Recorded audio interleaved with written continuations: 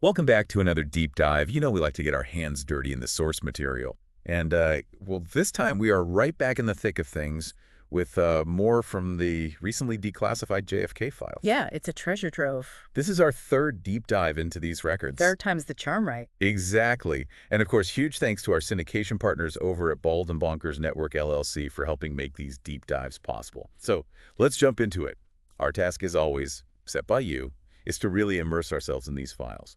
Pull out every single detail, see if we can find any clues, any leads regarding the various investigations into President Kennedy's death. Absolutely. We've got memos, reports, internal communications. It's amazing what you can find in these things. And the goal is to see what they tell us, what they reveal about those investigations. Right. So where should we start with all of this? Well, we could start with a memo from 1962. It's about this guy, Antonio Rodriguez Acazabal, Cool. dated February 5th, 1962. From Evan Devonshell. Yeah, Devonshell. And it's a report on Acazabal. And it's interesting right off the bat, just the amount of background they have on him. Born in Cuba, August 17th, 1913. Has a master's degree. Mason. Professionally, no religious affiliation. We really did their homework. Oh, yeah. Married to Edith Jones. Born in Cuba, March 10th, 1917. Of Haitian origin. And they have 3 children. Okay, so that's just biographic information. What else is in this document? Well, there's some really interesting stuff about his recent movements.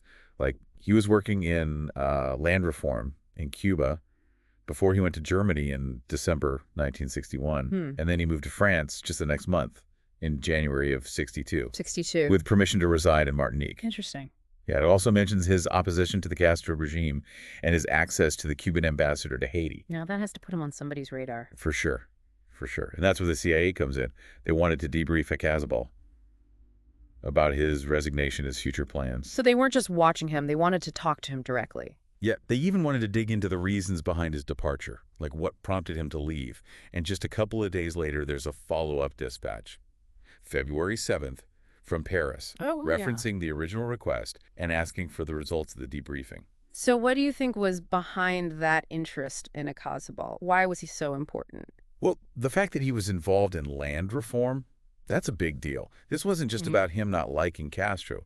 This was about a fundamental part of the Cuban Revolution. Right. So his insights, those wouldn't have just reflected, general anti-Castro sentiment. This guy likely had real insider knowledge about how stable, how potentially weak the regime was. Interesting. And then you add in the connection to the Cuban ambassador in Haiti. Right. And you've got someone with both internal knowledge and potential external contacts. Yeah, that's a gold mine for intelligence. Oh, absolutely. The CIA would have been desperate for any reliable information coming out of Cuba beyond the official propaganda.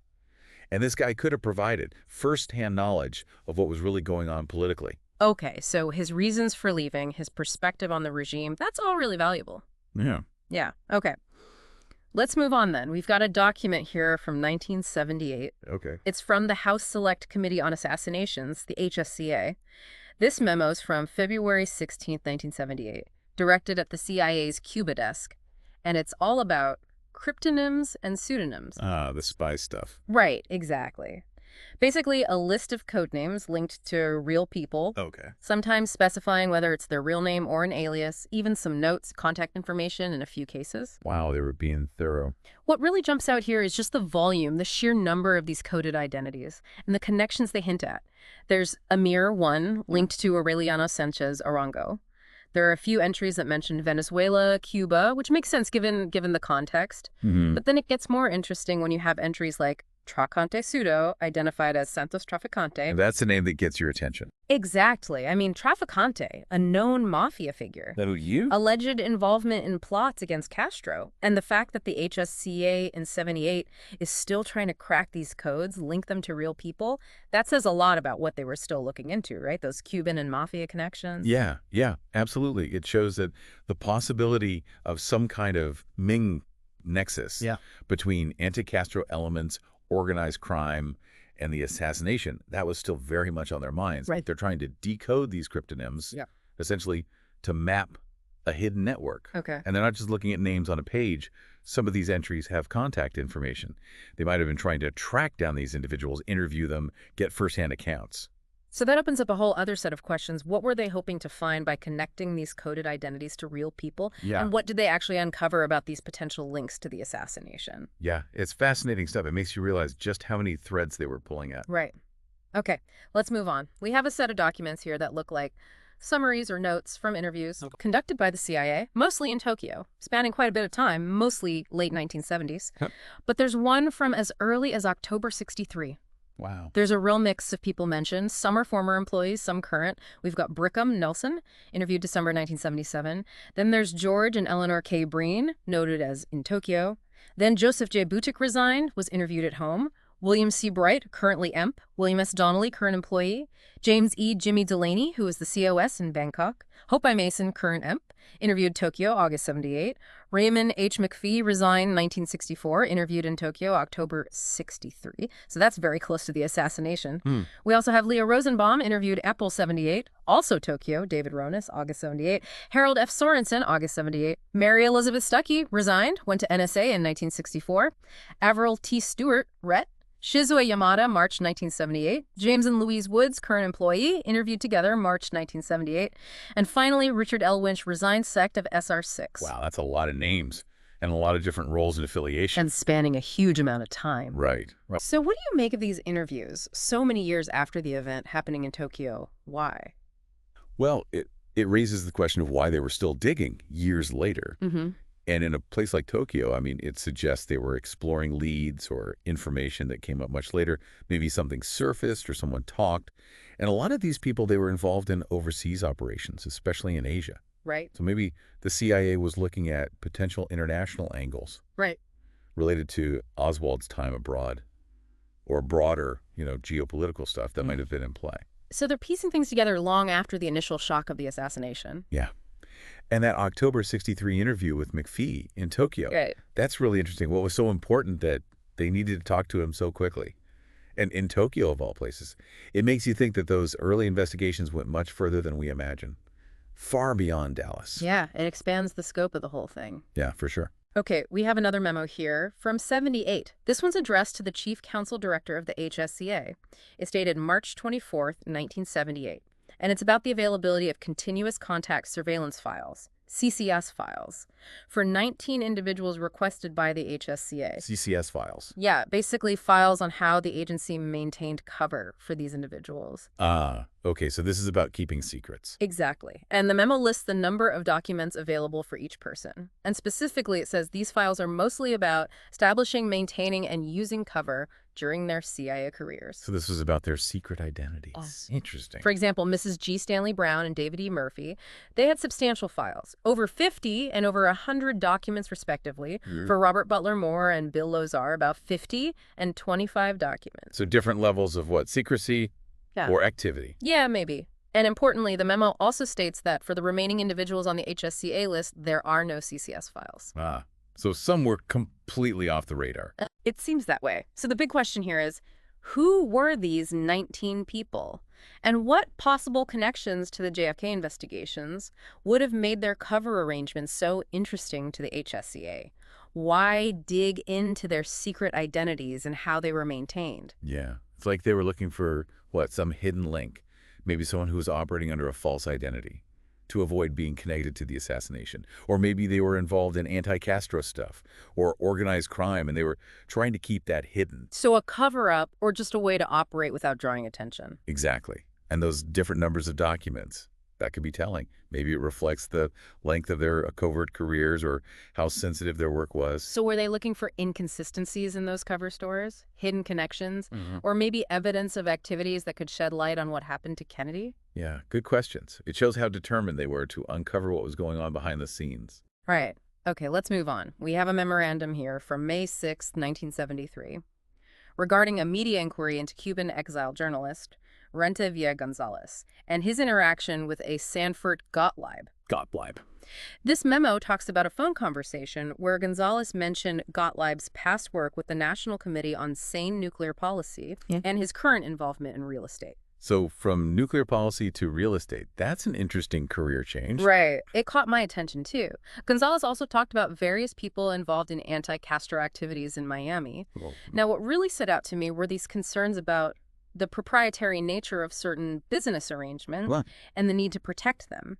It also mentions a law firm occupying offices used by one of these entities known to handle a lot of overseas calls. Ah, international connections. Yeah, specifically calls to Japan and Europe. And that detail about the overseas calls, especially to those regions, that seems relevant given what we were just talking about with the CIA interviews in Tokyo. Yeah, it kind of ties things together a bit, doesn't it? Like maybe there's some connection. So what do you think they were looking at? Anti-Castro exiles, business interests, people linked to Japan and Europe. What was the focus there? It's possible, just possible, that they were looking at these business arrangements, the overseas calls, as potential links to, intelligence activities or other covert operations that might be relevant to the JFK investigations. So they were casting a wide net, trying to see what they could find? Yeah, yeah. I mean, Godlive's move from nuclear policy to real estate, on the surface, that's an odd jump. Right. But in the context of, covert operations, it's not unheard of. Yeah. Sometimes those kinds of transitions, they can be used as cover or a way to facilitate other activities. Okay, so it raises a lot of questions. Were investigators looking into these business dealings, these phone calls? Were they trying to find a link to something bigger? It's hard to say for sure without more information, but it definitely shows that they were paying attention to these kinds of details. Right. Okay, let's move on to a 1969 FBI report detailing contact with Lazaro Eddie Espinosa Bonet. Espinosa Bonet. All right. Described as a Cuban refugee who is in a position to furnish reliable information. So a potential informant. Exactly. The report describes several meetings with Espinosa throughout August 1969 in New Jersey and New York. And Espinosa, he gives information about various people involved in anti-Castro activities, Right. including details about infiltration operations into Cuba. Wow. So inside knowledge of these operations. Right. He even assesses their operational value to the CIA in the Miami area. So he's giving them an insider's perspective. Yeah, he also describes the control mechanisms used by CIA infiltration teams, the types of vessels they used. Pretty detailed stuff. But there's a catch. Okay, there's always a catch. The report says that Espinosa had been out of contact with the CIA for 10 days, during which he had either defected or was working with G2, Cuban military intelligence. So was he a double agent? It's possible, and Yeah. that really casts a shadow over the information he was providing. Yeah, big time. I mean, it makes you question everything he said. Was he telling the truth? Or was he feeding them disinformation? So, a valuable source, but potentially compromised. Yeah. And it just shows how difficult it was to get reliable information in this environment. So much distrust, so much at stake. Right. It really highlights the challenges of intelligence gathering during this period. Okay, next up, we have a document from February 4th, 1974. It's a memorandum summarizing the first day of hearings involving agency witnesses before the Senate Select Committee on Presidential Campaign Activities. Ah, the Watergate hearings. Exactly. Now, this might seem off topic, but it actually provides really important context for understanding how the intelligence community interacted with congressional oversight during this period. Okay, so the bigger picture. Right. The memo details how the hearings were conducted, witnesses were sworn in, questioned. Standard procedure. It also talks about agreements made before the hearings, like allowing witnesses to have private legal counsel present, and understanding that questioning would stay focused on Watergate, not on other sensitive topics. So they set some ground rules. Exactly. And the memo even mentions some moments of confusion needing clarification during the testimony of certain witnesses, Mary Louise McGillen, Robert Ritchie, and Martin Lukowski. So even with those ground rules, it wasn't always smooth sailing. Right. So it gives you a sense of the sometimes difficult dynamic between the committee seeking information and the agency witnesses. Yeah, a bit of a tug of war. Exactly. And this kind of dynamic, those procedures, the challenges they faced, it likely had an impact on later inquiries into President Kennedy's death.